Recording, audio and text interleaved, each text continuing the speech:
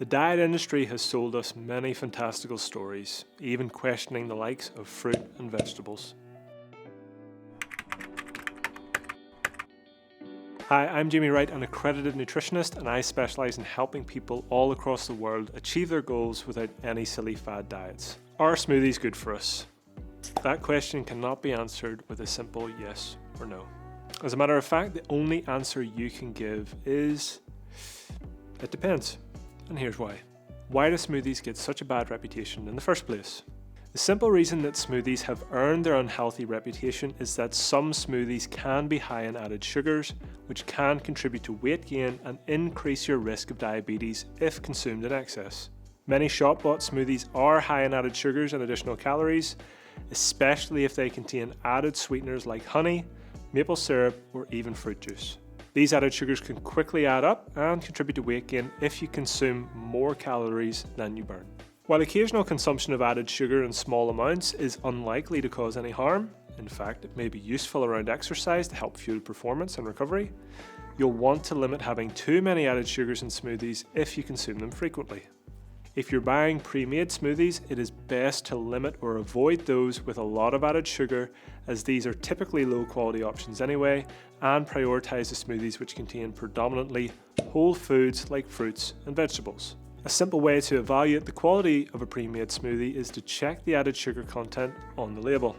You'll find the amount of added sugars and total sugars in the nutritional information, as well as find out where those sugars are coming from on the ingredients list. Some smoothies aren't great, but that doesn't mean you can't have a great smoothie.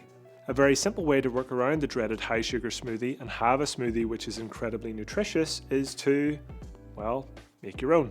Food doesn't have some magical weight loss crippling effect imposed on it whenever you blend it. However, there are definitely some changes which occur following food processing. Blending may lead to a faster increase in blood sugar levels than consuming the same whole foods. The reason why this happens is because blending fruits and vegetables can break down the fibre found within these foods. Fibre helps to slow down the release of sugars from within a food. The greater the spike in blood sugars, the greater the subsequent dip, thanks to the action of insulin. Research shows that the greater the dip we experience, the sooner our next meal is, the more hungry we feel, and the more energy we consume. This, as well as the fact many people underestimate or don't even factor in calories consumed from fluids, may explain the negative association many have between smoothies and weight management. Another way in which blending may affect blood sugar is simply because it breaks down the food into smaller particles, making it easier for the body to digest and absorb the carbohydrates. In this way, blended foods may cause a more rapid and higher blood glucose response compared to their whole food counterparts. By this stage you may be thinking, Jamie, you're not really convincing me here that I can make myself a great smoothie, but I'd ask you to just hold your horses. In fact, now may be a good time to direct you over to another video we made on carbohydrates that explains why they're not as evil as they're made out to be previously. But back to blending. Blending is certainly not all bad. In fact, the process of breaking down our foods can make the nutrients of the blended foods more readily available for absorption. This can increase the bioavailability of some nutrients such as antioxidants and vitamins compared to eating the same foods whole. Additionally, while blending may have an effect on some of the fibre content of the foods themselves, it doesn't completely remove it in its entirety, and so a smoothie can still contribute to your total fibre intake. There are also fairly simple ways to address the impact a smoothie can have on your blood glucose levels. The obvious one is to not include too much sugar-rich fruit. Swapping out the likes of banana, pineapple and/or other exotic fruits for alternatives like blueberries or apples, for example, is a great start. You may also want to consider adding more green leafy vegetables in place of fruit if the sugar and/or energy content is a concern. Next up, protein. Protein is your best bet to help regulate your blood glucose levels. Having much of the same effect as fibre, protein helps to slow down the digestion and absorption of carbohydrates and provides a more balanced blood glucose response. Adding a scoop of protein powder or a few spoonfuls of Greek yogurt are easy additions to better manage the blood glucose response after having a smoothie.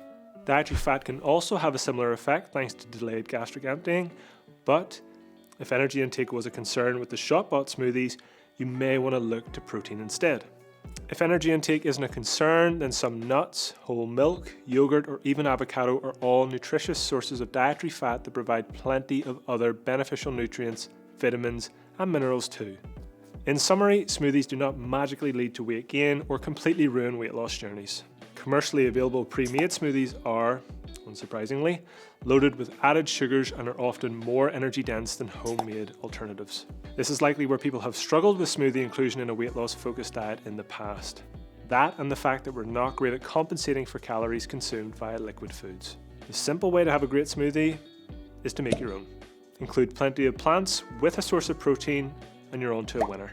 If you're in a rush and may not get a chance to have a snack or may risk having a late lunch, then why not include some fats too to help keep you even fuller for longer. Smoothies aren't bad. In fact, smoothies can help you get more plants into your diet, and that's always a good thing. Trust me, zero plants because you're afraid of smoothies is much worse than having smoothies to get your plant intake up.